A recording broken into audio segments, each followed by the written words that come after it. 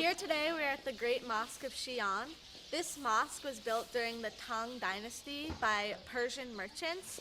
The Tang Dynasty was well known for being a very commercial dynasty where a lot of trade took place and a lot of things from different cultures were intermixed, such as religion and commerce.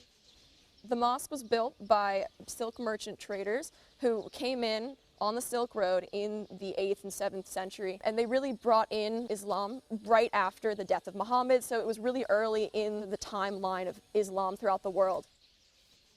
These Persian merchants began intermarrying with Chinese women, and eventually it created what's known as the Hui minority in China. The reason they built this mosque was so that they could settle here and have their children worship in an appropriate place. Since then, the mosque has actually been torn down and rebuilt. It was rebuilt in 1342.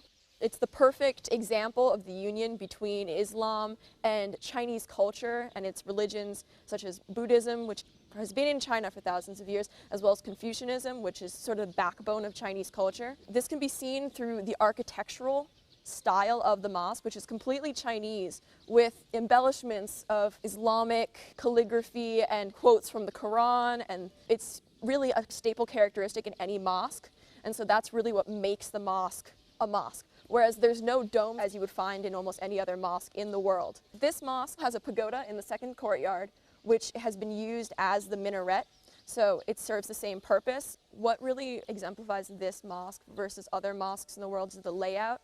It's really based on the layout of a Buddhist temple, so it's very linear, but rather than facing south, as most Buddhist temples do, this faces west toward Mecca. Most of the buildings you see now were from the early Qing and during the Ming dynasties, and so the temple has really been changed over time, but it still holds that really unique atmosphere of, it's got its Chinese characteristics as well as its Muslim and Buddhist and Confucius.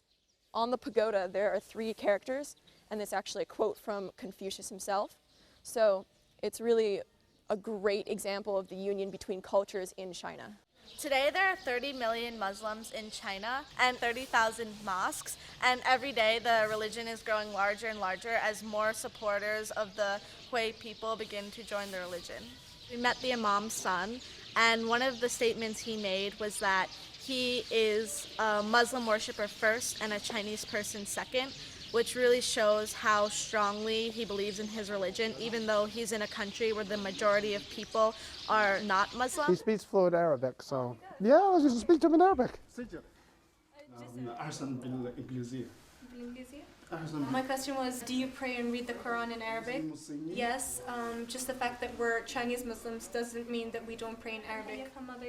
I asked him then, do all of them understand what they're saying while they're praying? And he said some of them do, and some of them don't really understand that much, but they know the general meaning of what they're saying. I asked him about the reading of the Quran, if they do it in Arabic, and he said a lot of people do read it. It shows that no matter where you are, religion is a universal thing, and it can be taken with someone anywhere you want, and accommodations can be made for any type of worshiper throughout the world.